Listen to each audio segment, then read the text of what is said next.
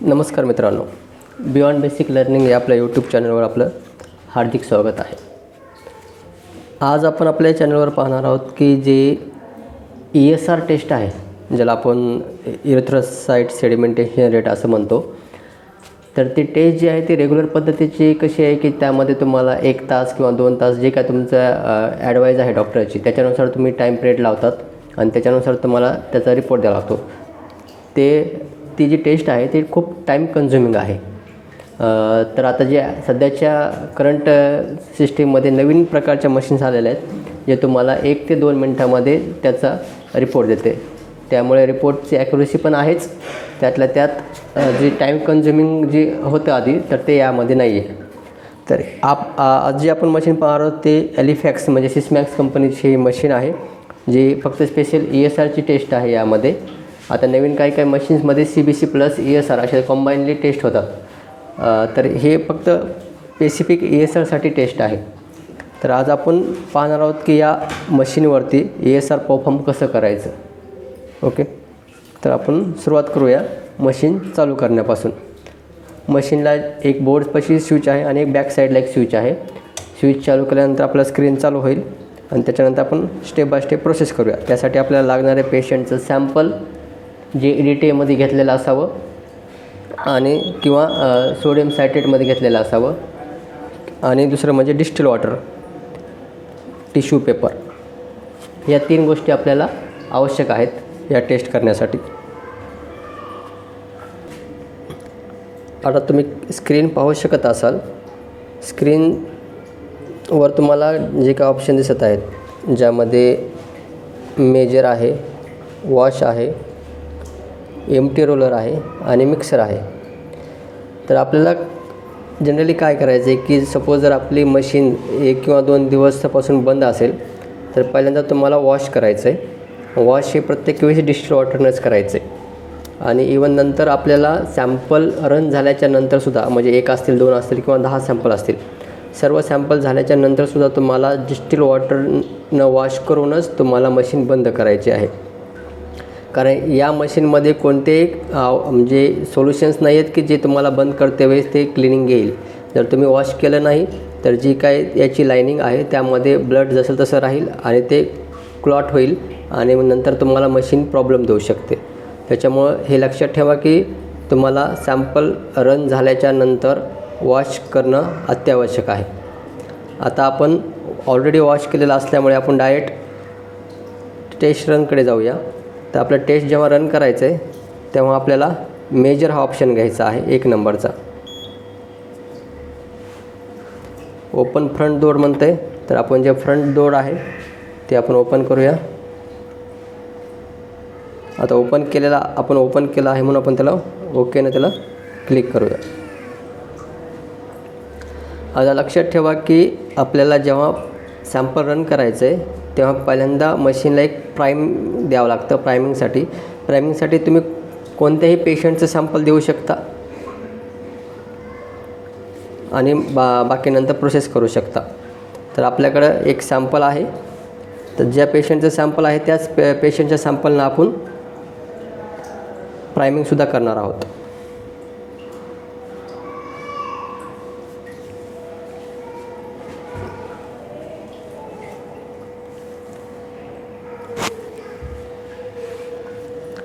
Sample लावायच्या आधी ते प्रॉपरली मिक्स झालेलं असणं आवश्यक आहे.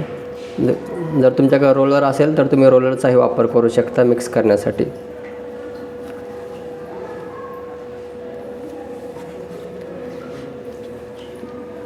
नोझलला आपल्याला सॅम्पल द्यायचं आहे आणि नंतर स्टार्टचं बटन दाबायचं आहे.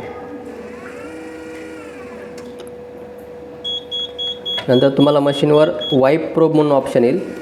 त्यावेळेस तुम्हाला टिश्यू पेपरनं हा प्रोब वाईप करायचा आहे. सध्या आपलं प्रायमिंग चालू आहे.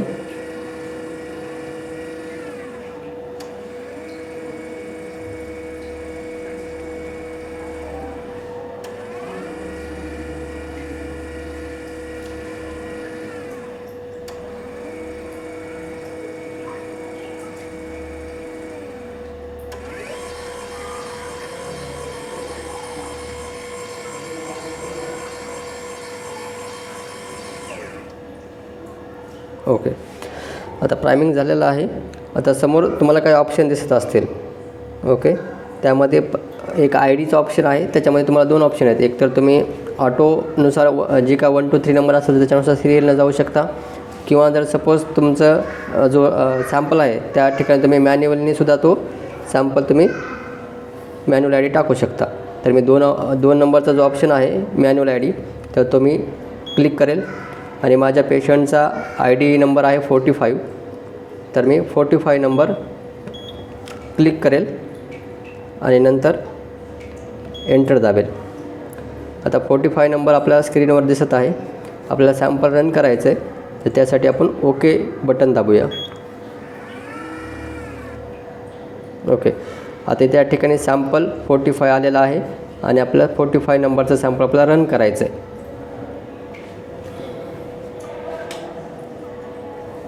तर आपल्याला 45 नंबरचं सॅम्पल आपण घेऊया.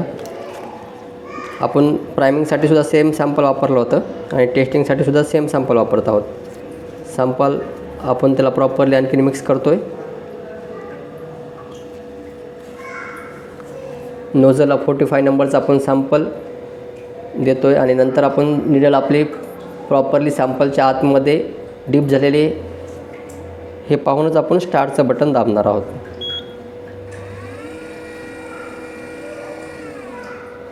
ओके, वाईप प्रोबचा ऑप्शन आलेला आहे.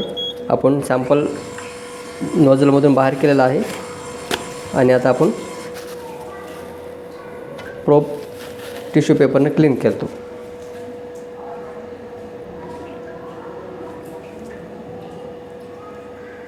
ओके,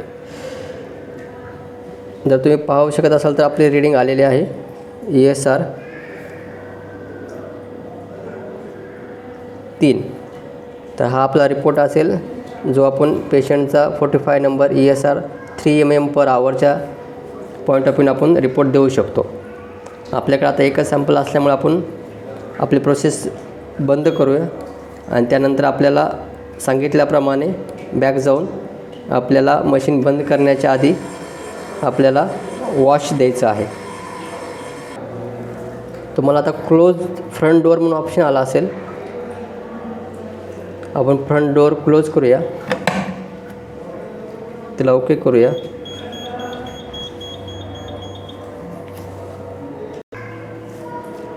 आता तुम्हाला सांगितल्यानुसार आपल्या मशीन बंद करायची आहे, त्यामुळे आपण वॉश एकदा करणार आहोत.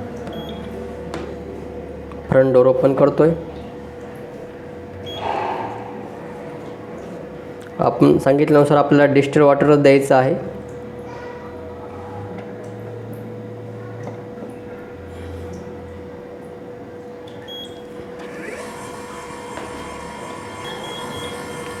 एक्स्ट्रॅक्ट ऑइल म्हणून ऑप्शन आला आहे. तर आपण डिस्टिल्ड वॉटरचं कॅन जे आपण ठेवलेलं आहे ते आपण बाजूला घेऊया आणि कंटिन्यू आपलं जे वॉश आहे ते चालूच राहील.